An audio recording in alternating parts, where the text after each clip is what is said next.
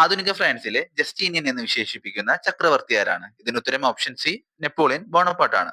ആധുനിക ഫ്രാൻസിലെ ജസ്റ്റീനിയൻ എന്ന് മാത്രമല്ല ആധുനിക ഫ്രാൻസിലെ ശില്പി എന്നും ഫ്രഞ്ച് വിപ്ലവത്തിന്റെ ശിശു എന്നും അറിയപ്പെടുന്നത് ഈ പറയുന്ന നെപ്പോളിയൻ ബോണപ്പാർട്ടാണെന്ന് ഓർത്തിരിക്കുക.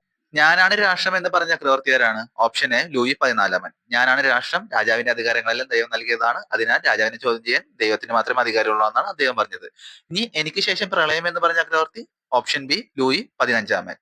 അതുപോലെ തന്നെ ഓപ്ഷൻ ഡി ലൂയി 16 ഒന്നും പറഞ്ഞിട്ടില്ല. പക്ഷേ അദ്ദേഹത്തിന്റെ ഭാര്യയായിട്ടുള്ള മേരി ആന്റോയിനറ്റ് ഒരു കാര്യം പറഞ്ഞിട്ടുണ്ട്: നിങ്ങൾക്ക് റൊട്ടിയില്ലെങ്കിൽ എന്താ, കേക്ക് തിന്നൂടെ എന്ന്. ഇനി നമ്മൾ പറയാൻ പോകുന്നത് 1789 നടന്നിട്ടുള്ള 3 പ്രധാനപ്പെട്ട സംഭവങ്ങളാണ്. ഒന്നാമത്തത് ടെന്നീസ് കോർട്ട് പ്രതിജ്ഞ, രണ്ടാമത്തത് ബാസ്റ്റീലിയൻ തകർച്ച, മൂന്നാമത്തത് ഫ്രാൻസിലെ ദേശീയ അസംബ്ലിയിൽ നടന്നിട്ടുള്ള മനുഷ്യാവകാശ പ്രഖ്യാപനം.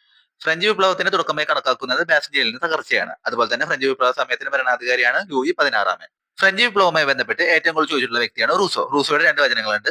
ഒന്നാമത്തേത് സ്വതന്ത്രമായി ജനിക്കുന്ന മനുഷ്യർ എവിടെയും ചെങ്കലിലാണ്. അതുപോലെ തന്നെ ജനങ്ങളാണ് പരമാധികാരി എന്ന് പ്രഖ്യാപിച്ചതും റൂസോ ആണ്. അദ്ദേഹത്തിന്റെ പുസ്തകത്തിന്റെ പേരാണ് ദ സോഷ്യൽ കോൺട്രാക്ട്.